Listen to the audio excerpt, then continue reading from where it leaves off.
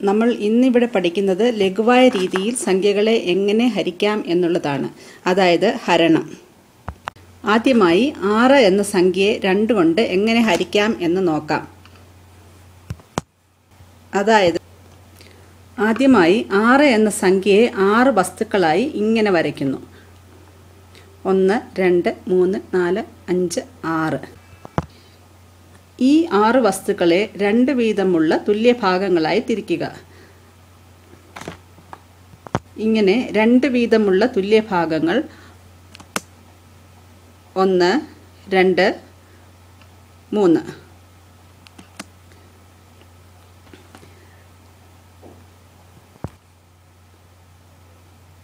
അതായത് 2/2 സമം 3.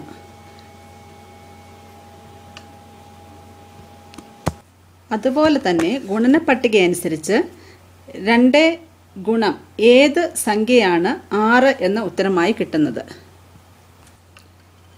ഗുണനപ്പട്ടിക അനുസരിച്ച് 2 ഗുണം 3 സമം 6. അതായത് 6/2 സമം 3 എന്ന ഉത്തരമായി കിട്ടുന്നു. അടുത്തതായി 8 എന്ന സംഖ്യയെ 4 കൊണ്ട് ഭാഗം ചെയ്യുന്നത് എങ്ങനെയെന്ന് നോക്കാം. 8/4. ആദ്യമായി 8 എന്ന സംഖ്യയെ 8 ഭാഗമായി വരയ്ക്കാം. നമുക്ക് 1, 2, 3, 4, 5, 6, 7, 8.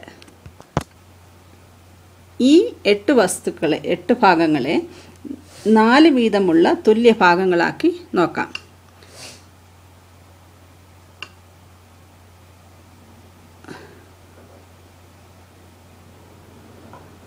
അതായത് 4 വീതമുള്ള തുല്യ ഭാഗങ്ങൾ 1, 2, 2 എന്ന ഉത്തരം കിട്ടുന്നു. അതായത് 8/4 സമം 2 എന്ന ഉത്തരം കിട്ടുന്നു.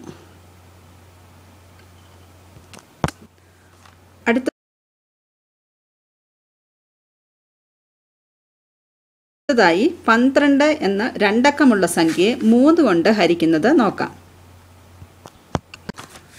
ആദ്യമായി 12ന് തുല്യമായി 12 ഭാഗങ്ങൾ വരയ്ക്കാം. അതായത് 1, 2, 3, 4, 5, 6, 7, 8, 9, 10, 11, 12 ഭാഗങ്ങളായി വരയ്ക്കുക. ഇതിനെ നമുക്ക് 3 വീതമുള്ള തുല്യ ഭാഗങ്ങളാക്കി മാറ്റാം.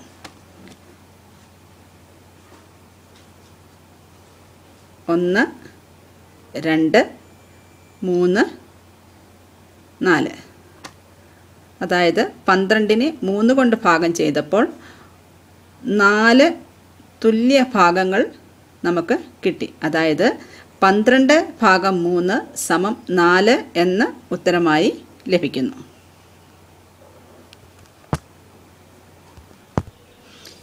ഇനി നമുക്ക് വലിയ സംഖ്യകൾ എങ്ങനെ ഹരിക്കാമെന്ന് നോക്കാം. ഉദാഹരണത്തിന് 24/3.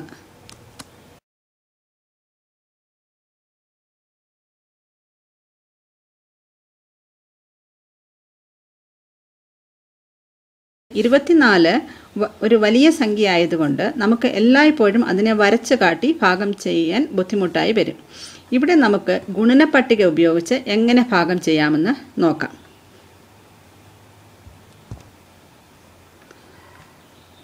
അതായത് 3 ഗുണം ഏത് സംഖ്യയാണ് 24 എന്ന ഉത്തരമായി ഗുണനപ്പട്ടികയിൽ കിട്ടുന്നതെന്ന് നോക്കാം. ഗുണനപ്പട്ടിക അനുസരിച്ച് 3 ഗുണം 8 സമം 24 എന്ന് നമുക്ക് കണ്ടെത്താം. അതായത് 24/3 സമം 8 എന്ന ഉത്തരമായി കിട്ടുന്നു.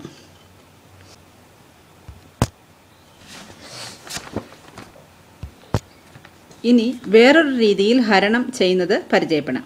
സാധാരണയായി വലിയ സംഖ്യകൾ ഈ രീതിയിലാണ് ഹരിക്കുന്നത്.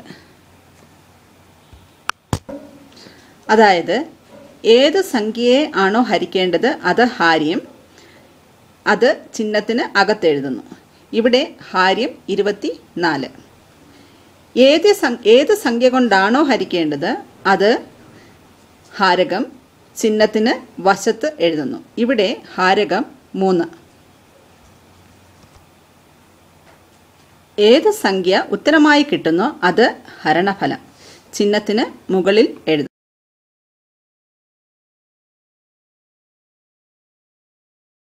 ഇനി നമുക്ക് 3 അക്കമുള്ള ഒരു വലിയ സംഖ്യയെ എങ്ങനെ ഹരിക്കാമെന്ന് നോക്കാം. ഉദാഹരണത്തിന് 136 ഭാഗം 4. ഇതിനെ ചിഹ്നത്തിനകത്ത് നമുക്ക് ഇപ്രകാരം എഴുതാം: 136 ഭാഗം 4.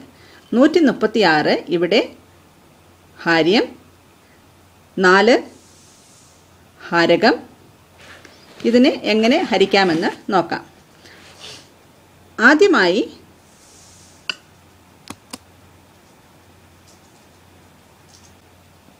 1 എന്ന അക്കം എടുക്കാം. അതിൽ 4 അടങ്ങിയിട്ടില്ല. അതിനാൽ അടുത്ത അക്കം കൂടി എടുത്ത് 13 എന്ന അക്കം കിട്ടുന്നു. 13 എന്ന അക്കത്തിൽ എത്ര 4ൻ്റെ തുല്യഭാഗങ്ങളുണ്ട് എന്ന് കണ്ടെത്താം. ഗുണനപ്പട്ടിക അനുസരിച്ച് 4 ഗുണം 3 സമം 12 എന്ന് നമുക്കറിയാം. അതായത് 4ൻ്റെ 3 തുല്യഭാഗങ്ങൾ 13 എന്ന സംഖ്യയിൽ ഉണ്ട്. അതായത് 3 ഉത്തരമായി മുകളിൽ ആദ്യമായി എഴുതുന്നു. 3 ഗുണം 4 സമം 12. 13ൽ നിന്ന് 12 കുറയ്ക്കുമ്പോൾ 1 ശിഷ്ടമായി കിട്ടുന്നു.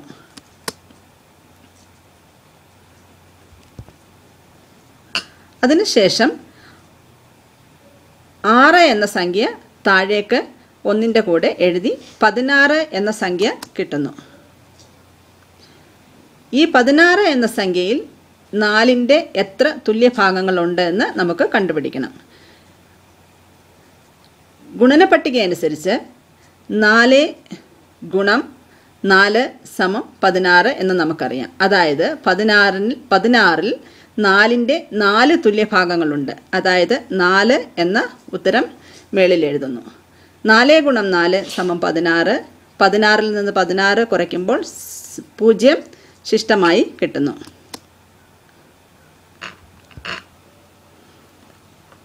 അതായത് 136 ഭാഗം 4 സമം 34 എന്ന് ഉത്തരമായി കിട്ടുന്നു. ഹരണഫലം ഇവിടെ 34, ശിഷ്ടം 0. ഇനി നമുക്ക് ശിഷ്ടം എന്താണെന്ന് മനസ്സിലാക്കാം. അതിനായി 45 ഭാഗം 6 എത്രയെന്ന് നോക്കാം. 45 എന്ന സംഖ്യയെ 6 കൊണ്ട് ഹരിക്കാൻ നോക്കുമ്പോൾ 6ൻ്റെ ഗുണനപ്പട്ടിക അനുസരിച്ച് ഒരു സംഖ്യയും 6 കൊണ്ട് ഗുണിച്ചാൽ 45 ഉത്തരമായി കിട്ടുന്നില്ല. അതായത് നമുക്കറിയാം 6 ഗുണം 7 സമം 42. 6 ഗുണം 8 സമം 48. 45 42നും 48നും ഇടയ്ക്ക് വരുന്നു. അതായത് 45ൽ 6ൻ്റെ തുല്യഭാഗങ്ങൾ 7 എണ്ണമെന്ന് നമുക്ക് കണ്ടെത്താം. 45നെ ചിഹ്നത്തിനകത്ത് ഹരണചിഹ്നത്തിനകത്ത് എഴുതുമ്പോൾ 45 ഭാഗം 6, 7 തുല്യഭാഗങ്ങൾ, 6ൻ്റെ 7 തുല്യഭാഗങ്ങൾ, 7 ഗുണം 6 സമം 42. 45ൽ നിന്ന് 42 കുറയ്ക്കുമ്പോൾ 3 ശിഷ്ടമായി കിട്ടുന്നു.